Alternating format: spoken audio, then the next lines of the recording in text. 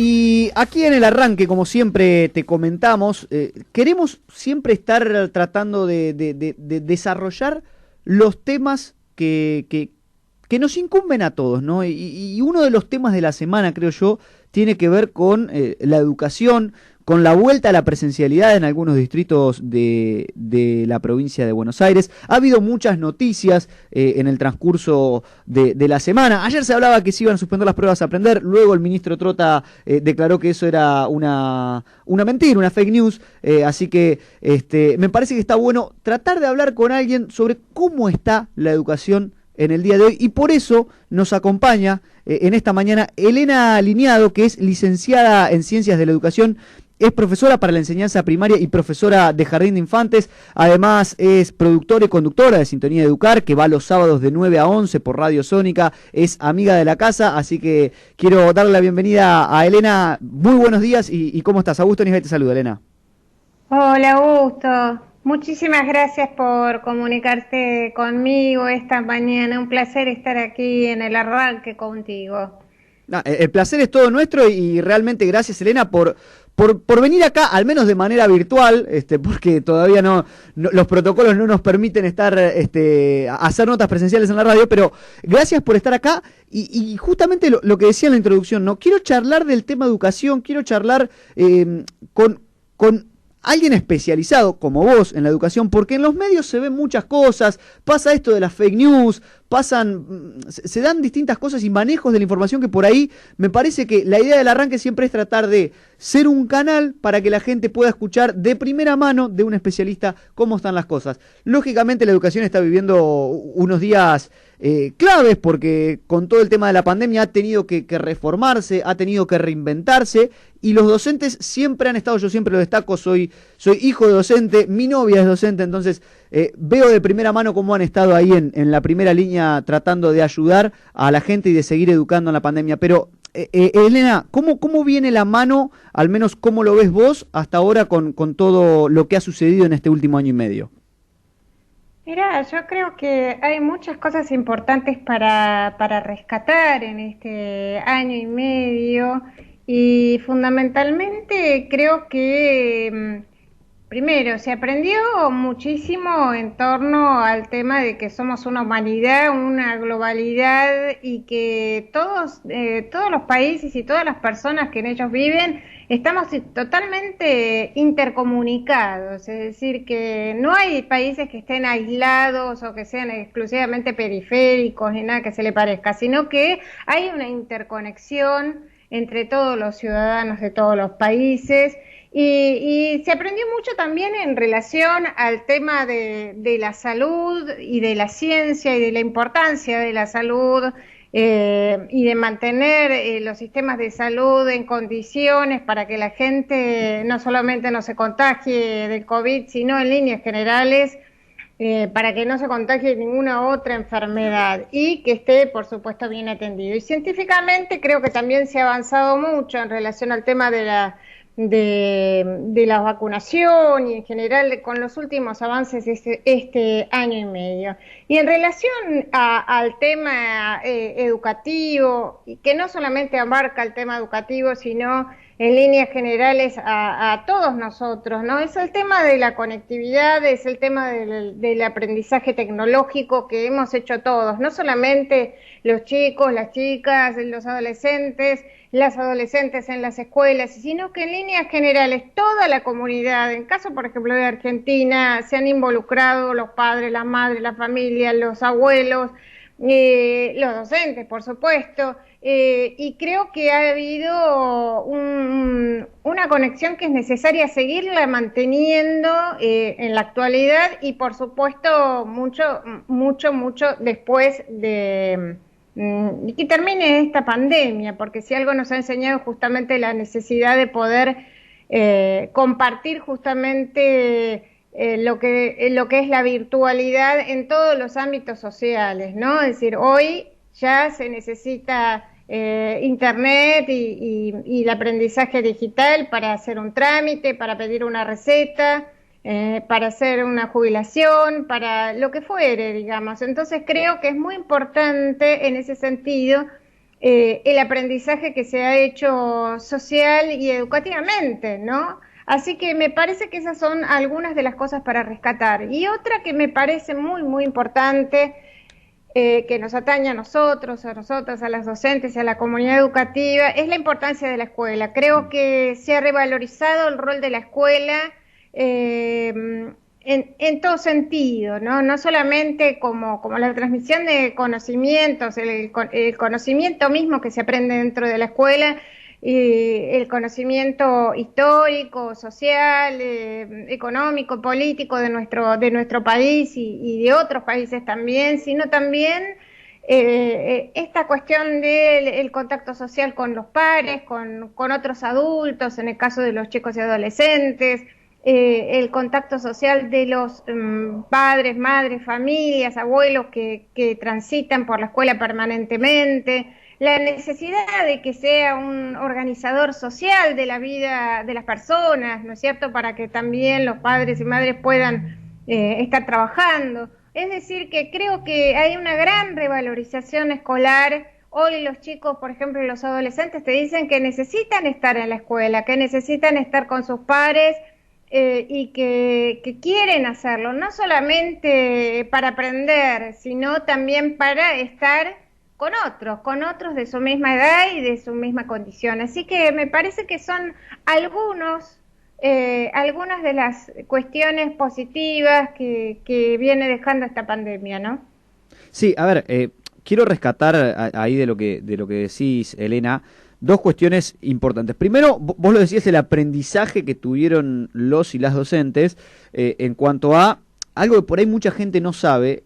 Para ser docente a distancia o docente virtual, es una carrera que se estudia totalmente aparte. O sea, en un año y medio los docentes del país han tenido que desarrollar estas habilidades que por ahí no todos las tenían. Entonces, ahí ya es un motivo para sacarse el sombrero. Y como vos marcabas también la importancia de la escuela, más allá de lo educativo, ¿no?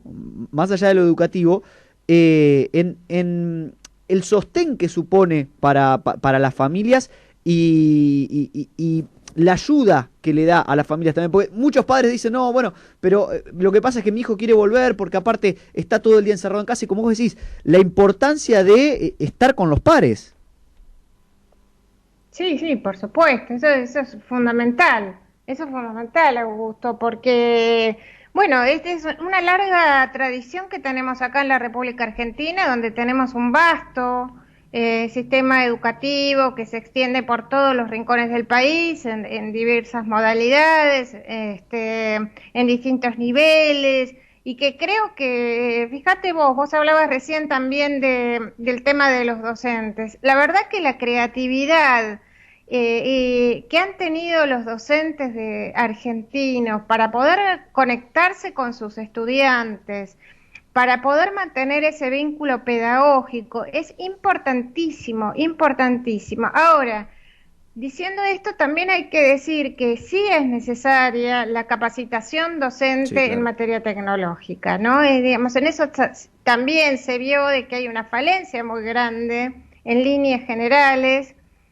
Por ahí, bueno, para ser docente por ahí no se requeriría hacer toda una carrera ni de programación, ni de robótica, ni de educación digital extensa, pero sí en cuanto a una capacitación mucho más intensa que se venía haciendo incluso antes, en el 2015, ¿no? Porque, digamos, con el reparto de computadoras de Conectar Igualdad, también estaban los cursos de capacitación docentes que incluían la educación digital, y donde muchísimos docentes pudieron capacitarse en esos años. Así que eso se cortó, se terminó, y bueno, habrá que recuperarlo y recomponerlo para que haya realmente una capacitación muy intensa en este sentido, me parece.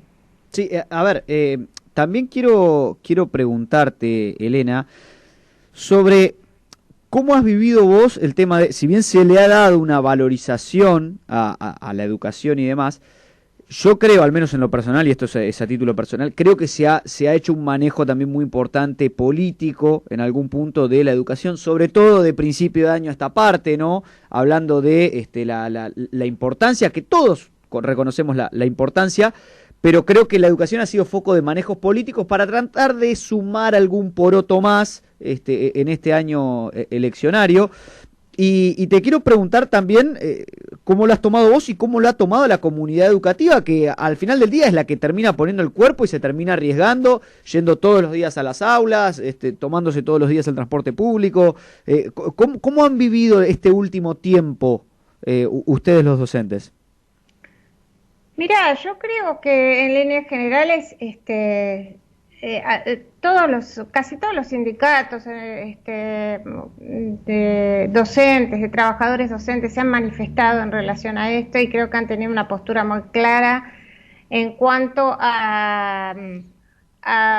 en muchos casos, en muchos de los gobiernos, por ejemplo en el caso de la Ciudad de Buenos Aires, creo que es una irresponsabilidad absoluta, ¿no? La presencialidad hoy en las escuelas con la cantidad de contagios que hay en la Ciudad de Buenos Aires, que está en rojo, ¿no? Sí. También está la situación en Córdoba y también en Mendoza, así que yo creo que son distritos que en realidad debiera aplicarse la virtualidad hasta que bajaran los contagios, y creo que se ha hecho un manejo marketinero, un manejo, como vos decís, un manejo político donde parece que lo que está en discusión es la educación y en realidad lo que está en discusión es ni siquiera discusión, hay que parar los contagios, hay que detener los contagios y en esto la presencialidad ocupa un rol central por justamente la cantidad de gente que se mueve alrededor de la presencialidad escolar. No es una medida caprichosa el DNU del presidente de la Nación. Y tampoco se puede tener 24 ministros de educación opinando cosas diferentes. Hay que llegar a una opinión generalizada donde se tome una medida común para todo el mundo y que eso se cumpla, porque si no vamos a seguir navegando en este mar de contagios y fallecimientos que la verdad que son tremendos. Yo estaba leyendo justamente hoy algo que te quiero comentar, si me permitís. Sí, claro. En la Ciudad de Buenos Aires hay 31 docentes y personal auxiliar fallecidos. Y también a nivel nacional, según el Sindicato Unificado de los Docentes de Educación de Tierra del Fuego, hay 166 docentes fallecidos en todo el país. Yo creo que esto muestra a las claras, digamos, la irresponsabilidad de muchos funcionarios que no comprenden o no quieren comprender o hacen un uso político de sus funciones sin tener en cuenta la vida y la salud de los habitantes, lo cual me parece algo tremendo. Así que bueno, esta es mi opinión. Y te consulto, Elena, a ver, teniendo en cuenta esto, que lógicamente lo marcábamos y es algo que se ve, ¿no? El tema de que ponen el cuerpo y son los primeros en ir ahí a dar la cara y a tratar de seguir educando. Están los que dicen que, bueno, no, pero con la virtualidad se van a perder contenidos, va a ser, a ver, digo, la gente y inclusive medios de comunicación que titulan que las pérdidas en cuanto a conocimientos van a ser estragos en la educación del país y demás. ¿Cómo lo ves vos, que estás desde ahí adentro? ¿Cómo has analizado vos el tema de la virtualidad y la capacidad de dar contenidos de manera virtual en esta situación excepcional que estamos viviendo? Bueno, no fue diferente a lo que ocurre en el país. Hay una desigualdad que esto se manifiesta también en la educación. No es que educación es una isla aparte, ¿viste? Y que, bueno, lo que pasa en educación no pasa en el resto de la sociedad. Digamos, hay una desigualdad que existe y que uno no puede negar. Entonces, recuperar contenidos, y bueno, habrá que recuperar contenidos. Lo que no vamos a recuperar es la vida ni de nuestros alumnos, ni de nuestros docentes, ni de los abuelos de nuestros pibes, ni de los familiares, digamos. Hay un tiempo, esto no va a durar eternamente. En algún momento, ahora con todo el tema de la vacunación y demás, esto va a tener un fin. Entonces, me parece que hay que hacer un cambio de mentalidad en este sentido y que hay que proveer también, y esto te lo quiero decir, hay que proveer a los chicos, a los docentes también de computadoras o de dispositivos o de tablets que se puedan usar con los chips del teléfono para que puedan estar realmente en su casa y puedan recibir la educación que están dando los maestros, porque los maestros y profesores siguen dando clase, nunca dejaron de dar clase. Así que independientemente de lo que decidan ciertos funcionarios o ciertos gobiernos de la nación, bueno, finalmente los docentes siguen laburando, y esta es una realidad. Y te consulto, ¿crees que con toda esta revalorización de la que estamos hablando de la educación, al menos que se ha dado en la sociedad y no lo quiero decir quizás tan descarnadamente, pero de la boca para afuera, por ahí, ¿crees que puertas adentro se va a terminar reconociendo la labor de los docentes, que van a recibir los aumentos que corresponden, que a partir de ahora se va a poder empezar a pensar en que ser docente no es estar sacrificándose constantemente y por ahí cobrar poco, por ahí no tener un salario que sea acorde al trabajo que hacen los y las docentes en el país? ¿Crees que finalmente desde los distintos estamentos gubernamentales se va a terminar dando este reconocimiento a los docentes? Mira, yo espero que sí, la verdad que no sabemos si esto va a ocurrir o no. En principio, como el resto de los sectores trabajadores, vos sabés que ahora están pidiendo un aumento salarial, es necesario un reconocimiento a largo plazo del trabajo docente y una remuneración acorde a ese trabajo, que es mucho. No vamos a hablar de sacrificio, porque en líneas generales quienes están en la docencia saben que no van a ser millonarios y saben que finalmente van a cobrar un sueldo magro, digamos, pero no sé si va a cambiar. Lo que sí, de todas maneras, estoy convencida de que cualquier cambio requiere una lucha por ese cambio. No nos lo van a entregar así nomás, sino que hay que luchar para justamente que los trabajadores de la educación sean reconocidos en su labor, no solamente moralmente, por decirlo de alguna manera, sino también en su bolsillo, en su remuneración, para poder tener una mente digna y poder capacitarse, poder seguir estudiando y seguir adelante. Así que me parece que esto es una reivindicación muy, muy importante que hay que seguirla para adelante. No sé si va a cambiar inmediatamente, es un proceso, pero bueno, aspiramos a que sí, los docentes. Te quiero preguntar justamente, Elena, por una de las noticias del día. Se supo hoy que solamente el 2% de los adolescentes en Argentina consultados en una encuesta dijeron que reciben educación sexual integral en las distintas materias de la escuela, a 15 años de que fuera sancionada esta ley que establece que esos contenidos son obligatorios en todos los niveles educativos. Fue una encuesta que se hizo entre 400 adolescentes de todo el país, y 6 de cada 10 afirman que creen que tienen los conocimientos pero que no los aprendieron en la escuela. Vos que estás ahí adentro, ¿cómo ves la implementación y por qué crees que sigue siendo tan difícil implementar estos contenidos que ya a día de hoy creo que son realmente básicos, y creo que la gran mayoría de las personas consideran que son no deberían ser obligatorios, sino que son necesarios y que deberían estar en la currícula escolar? Bueno, de hecho están en la currícula escolar. Sí, bueno, sí, deberían implementarse, quise decir. De hecho están en la currícula escolar, y es cierto, no sé si el 2%, la verdad que yo no manejo cifras, pero es cierto que el tema de la educación sexual integral en las escuelas es muy difícil para las familias, pero también es muy difícil para los docentes, porque esto implica romper muchos esquemas con los que uno viene, con los que uno ha aprendido, digamos, en relación al tema de la educación sexual. Y hace falta, así como te decía lo de la educación digital, también hace falta más trabajo docente y más capacitación docente en relación al tema de ESI. De todas maneras, quiero decirte que hay muchísimos docentes que se ocupan día a día del tema de la educación sexual integral, y además los jóvenes que están en este momento en las escuelas secundarias reclaman a sus propios profesores la educación sexual e integral. Yo he tenido en mi programa de radio, por ejemplo, jornadas que se han hecho en las escuelas de educación técnica, por ejemplo, con este tema, ¿no? Y el reclamo de los estudiantes era justamente la necesidad de la capacitación. Así que creo que, bueno, hay que seguirlo trabajando, ¿viste? No es que porque se sanciona una ley automáticamente esa ley ya se aplica, digamos. Hay que hacer un trabajo muy, muy importante, un trabajo cultural y un trabajo educativo muy, muy, muy importante. Así que hay que seguir.